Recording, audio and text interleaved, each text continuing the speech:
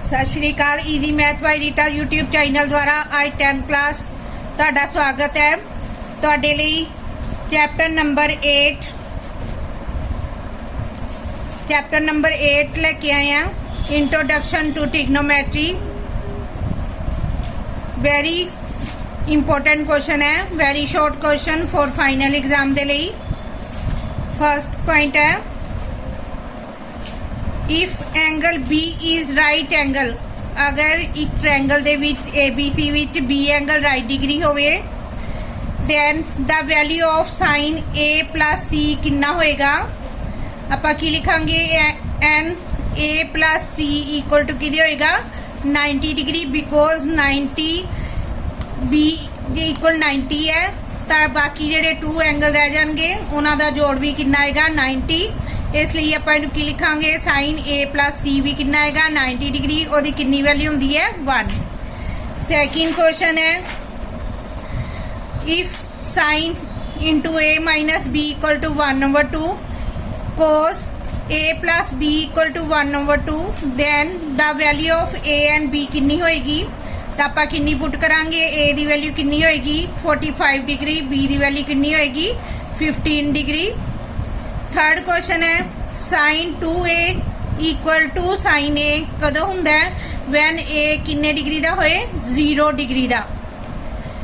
Fourth question है, if sine A equal square root 1 minus cos square A equal 1/2, then cosecant A कितना होएगा 2 दे equal होएगा। Fifth question है, if secant square A equal 1 plus tan square A, ਉਹਦੀ value ਕਿੰਨੀ ਦਿੱਤੀ ਹੋਏ 4/3, ਤਾਂ ਆਪਾਂ ਸੀਕੈਂਟ A ਦੀ ਵੈਲਿਊ ਕਿੰਨੀ ਦਵਾਂਗੇ, ਇਹਦਾ ਸਕੁਅਰ ਰੂਟ ਕੱਢ ਕੇ ਦਵਾਂਗੇ, ਤਾਂ ਕਿੰਨਾ ਆਨਸਰ ਆਏਗਾ 2/√3 ਆਏਗਾ। 6th क्वेश्चन है, if secant square theta minus tan square theta की वैल्यू 1 है, then 9 secant square theta minus tan square theta की वैल्यू कितनी होएगी 9 होएगी। 7th क्वेश्चन है, if 2 tan 30 degree over 1 plus tan square 30 degree equal 1/√3/2 value दी होए, दैन साइन 60 की वैल्यू कितनी होएगी, सेम ही वैल्यू होएगी √3/2 ही होएगी। इनू सॉल्व करके सेम ही बनेगा साइन 60 की वैल्यू कितनी होएगी √3/2। 8th क्वेश्चन है, the value of 1 minus tan square 45/1 plus tan square 45 की वैल्यू कितनी होंगी है 0। 9th क्वेश्चन है, if tan into A plus B equal to √3 है, then tan A minus B equal कितनी होएगा 1/√3 होएगा। 10th क्वेश्चन है, sine into A plus B की वैल्यू कितनी होंगी है 1। 11th क्वेश्चन है, cot A is not defined, कदों डिफाइन नहीं किया जाता A नू जदों 0 डिग्री का होए।